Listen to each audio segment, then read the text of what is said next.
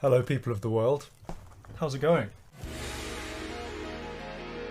Such lovely claps. Oh yeah, this was a great clap plugin that was recommended to me by Zed, the electronic producer, Z-E-D-D or Z-E-D-D if you're from the US. And it's just a great clapping plugin. You can choose the number of clappers that you want to be available. I chose 3, and you can pan those claps around, which is quite nice. Yeah, you can kind of just you can, let me go back to here we go.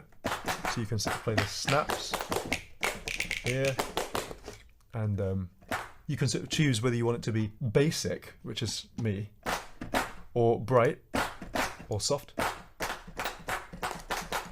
Actually, I can't really hear the difference there, but oh well, that's fine. And yeah, anyway, that's what's going on. Good old powy clap there. Just add some kind of, you know, good stuff. These string sounds were created using Spitfire, which I'm sure some of you may know. Spitfire is like the most undefeated orchestral instrument plugin I've ever seen. And you can do all sorts of fun stuff. I played these notes in here. Right, you can open up here and see. There you go.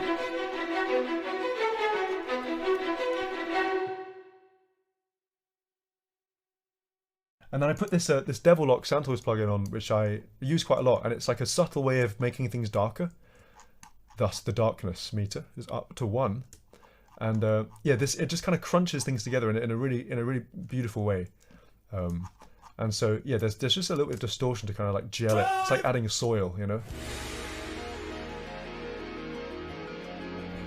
Helix, which I really enjoy for distortion. I've gotten into it quite recently because I've been getting into distortion.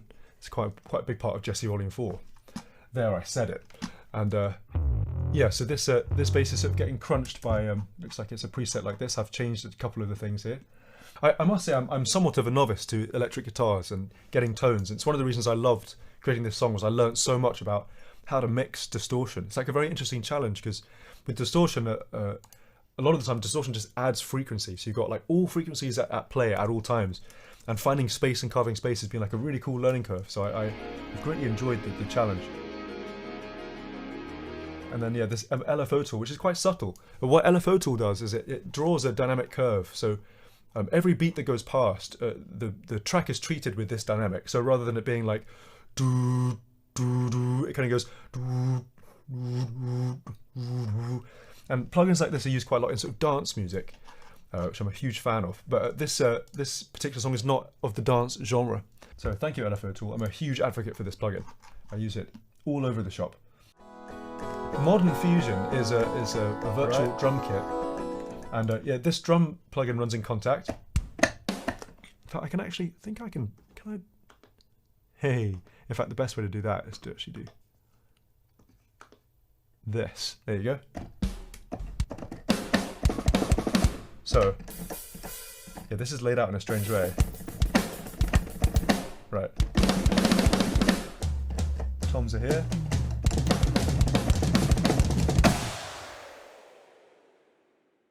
One of my sort of techniques of old that I used to use in all my old a cappella videos and stuff, you just smash Little Altar Boy on, and you get formant -2.4 and pitch -12. So it's basically down an octave with a slightly darker formant. And that sort of doubles all the same tracks. So you have the normal tracks and then you have the formatted tracks. And just adds that level of sort of like digital loath, which I've come to enjoy.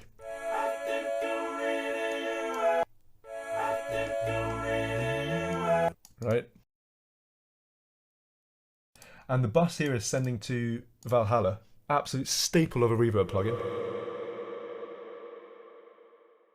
Again, it's all about creating different kinds of contrast throughout the section. So it starts in mono, this guitar, and then it splits into stereo just here. You see that? How did you do that, you might ask? And my answer is with MicroShift, one of my favourite plugins in the world, sound toys. And I did, yeah, mixed it probably about 42 or something, and focused it on 20, and you're good. You're merry. And this program is called Isotope RX. This is currently version 10. great. I would highly recommend this software. Essentially, this is a myriad of different axes. So this is low frequencies, and this is high frequencies. And I spend a lot of time in this plugin, especially when I'm doing the final stages of mixing, because you can craft and you can clean up things with a lot of deletion. So say for example I wanted to remove this, I could simply gain out this dot like this. Gone. Then you won't hear that dot anymore. There's all sorts of very, very clever other ways of doing things. Like for example, there's this thing called spectral repair, which is like very intelligent, and sometimes it just knows what your object is. Yeah, there you go. So it kind of intelligently knows, oh, that must be the thing that you mean. And so I spend a lot of time in here sort of declicking and declutching. Shreddage is a plugin that runs in Contact, and it looks like this. And I sort of did lots of Googling far and wide for the best plugin for sort of distorted guitars, and I watched a bunch of, read a bunch of forums and watched a bunch of reviewing videos, and this plugin came out on top for me. And yeah, it's quite an adventure.